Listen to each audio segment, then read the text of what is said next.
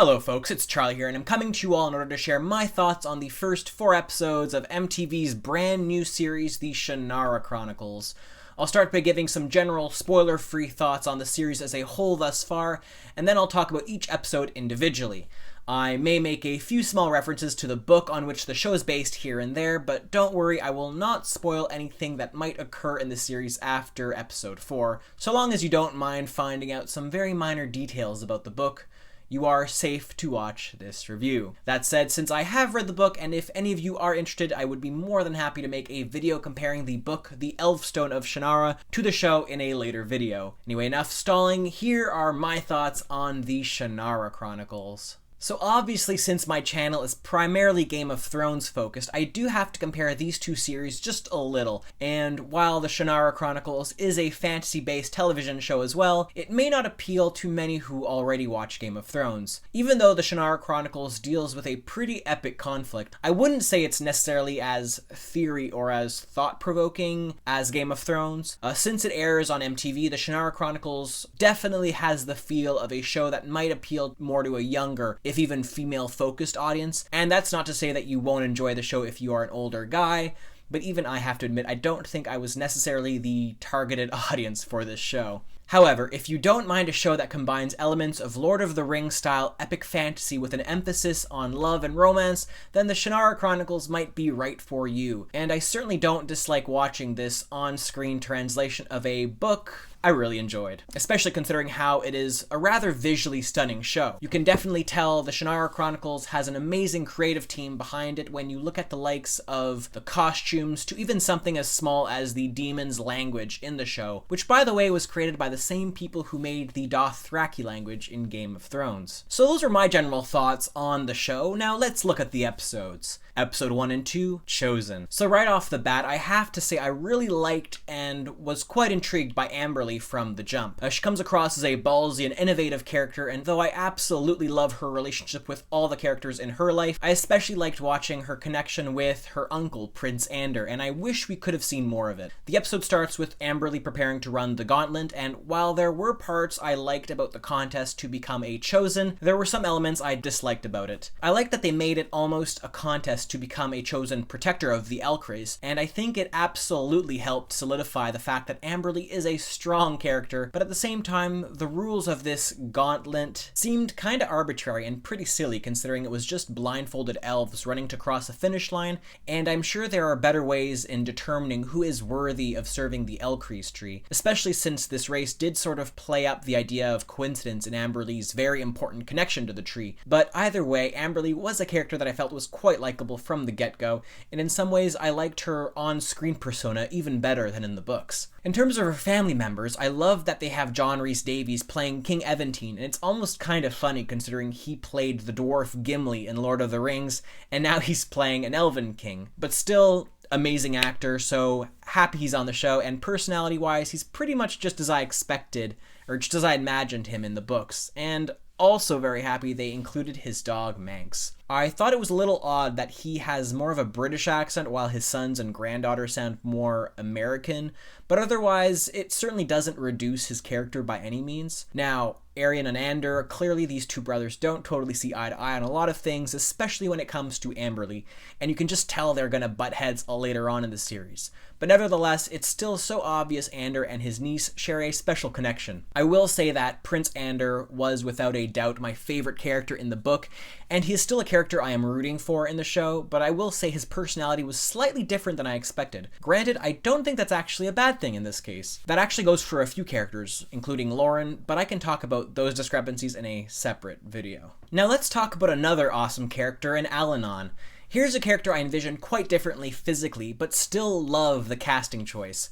This time we have Manu Bennett, who played the evil orc Azog in the Hobbit movies and is now playing a good druid. Quite the change, but Bennett is doing a fantastic job as Alanon. The character is so fleshed out, and even though I have some mixed feelings on Will Omsford thus far, I do quite enjoy watching the dynamic between the foolish Will and the no-nonsense Alanon in the first 2 episodes. Speaking of Will, I'm going to admit I had the opposite reaction that I had with Amberly and Alanon.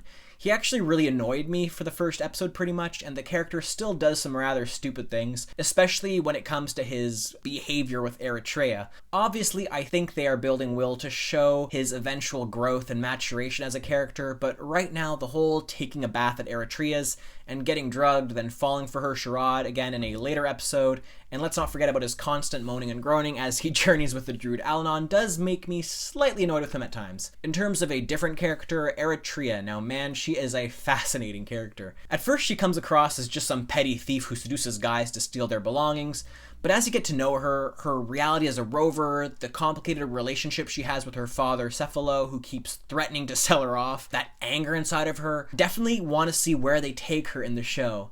And in spite of the fact that I find her relationship with Will kind of irksome at this point, I'm admittedly curious to see where it goes. Call it a guilty pleasure, I guess. But let's talk about the real bad guy now, the Dagdamor. Yet again, they cast another fantasy vet from The Lord of the Rings and The Hobbit, Jed Brophy, who is one of the 12 dwarves, Nori in The Hobbit, and he also played a Nazgul, as well as a few orcs in Lord of the Rings. I gotta say, they really did a fantastic job of giving us a nasty-looking villain, but is it just me, or was anyone else kind of grossed out when he had that weird makeout scene with the Changeling demon?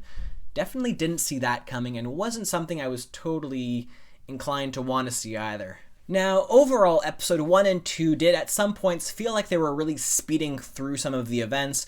For example, Will leaving his home, meeting Alanon, traveling to the elven city of Arborlawn, and then going off to find Amberly happened so fast that it almost felt like they were rushing through the story just to get to the point where Will and Amberly could meet. Generally speaking, I can look past that, and it's forgivable since this is the first episodes where they are really trying to set up the story, but I just felt like that part of the plot could have been slowed down at least a little bit. Obviously, there are some parts that are essential, such as Alanon's confrontation with the Dagdamor in that dreamlike state to understand the main characters' respective backstories, but at the same time, things happened just so fast that it was almost really hard to care for some of the characters who were killed off pretty much immediately. Example, we get introduced to this love story between Alanon and King Eventene's sister Pyria, who takes in Amberly after she runs away. They have this beautiful reunion, but before we're fully able to appreciate their bond, Pyria is killed off, and that's pretty much the end of that. Personally, I would have loved it if they gave her character a bigger setup and role in the episode, so we can at least start caring for her more before they pull a Game of Thrones style death. Although I will say the way she died was pretty bloody. Deaths did not expect it to be that horrible. Anyway, so then comes episode 3 entitled Fury. This episode starts off in a pretty epic way. We get to understand that Alanon isn't just a badass with magic, but he also knows how to use a sword, considering he just demolishes the fury that attacks them. One of the high points of this episode was when Will and Amberly get kidnapped by Eritrea and the Rovers, not only because these are the first group of humans we meet in the series, but we get to understand more about Eritrea's complicated relationship with her father, and I love how it stands in stark contrast with not only Prince Ander, who almost acts like a pseudo-father / older brother figure to Amberly, but also Ander's seemingly complicated relationship with his own father, since it's implied Ander was indirectly responsible for his oldest brother's death, who was also Amberly's birth father. But anyway, there is one other mysterious character we meet this episode, and that is Bandon.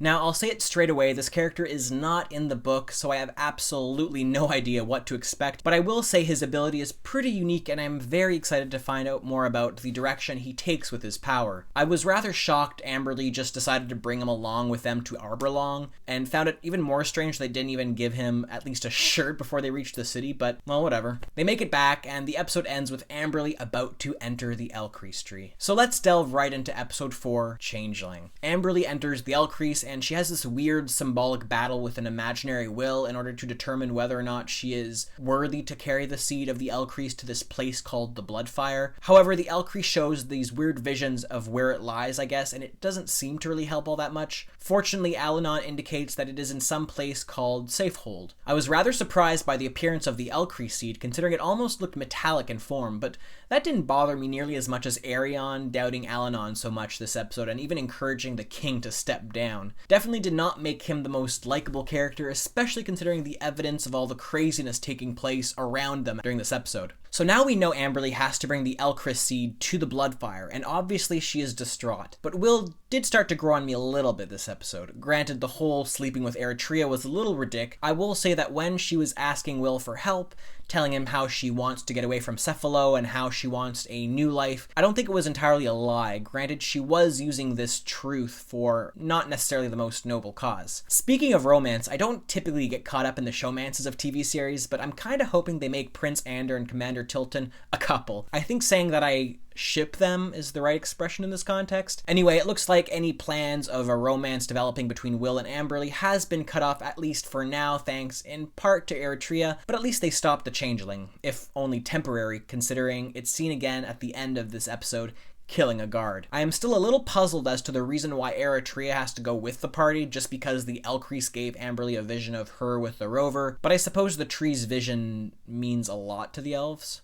Well, next episode it looks like the Rovers catch up with the party of elves leaving Arborlawn, and Cephalo manages to take the Elfstones back from Will yet again. However, it looks like there is a new and crazy beast of a demon that will make an appearance, and I can't wait to see what it looks like and what its powers are. All in all, a nice start to an exciting TV series. Be sure to like and subscribe if you enjoyed this review. In the future, they will be shorter for each episode, but considering I'm covering 4 episodes at once, I try to keep this as brief as possible. If you have any observations, questions, or thought, please leave them in the comment section below, and if you would like me to make a comparison between the books and the TV series, please let me know, and I'll be more than happy to make a separate video comparing the two. As always, thank you for watching, and I will see you all next time.